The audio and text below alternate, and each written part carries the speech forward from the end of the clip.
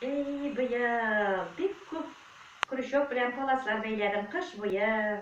Иң беренче инде менә шушылай җеп әзерлисең, бөтен иске киемнәрне кисеп, 1 сантиметр калынлыкта инде иң беренче җеп әзерләдем. Аннан соң инде 8-ле крючок белән бәйлисең.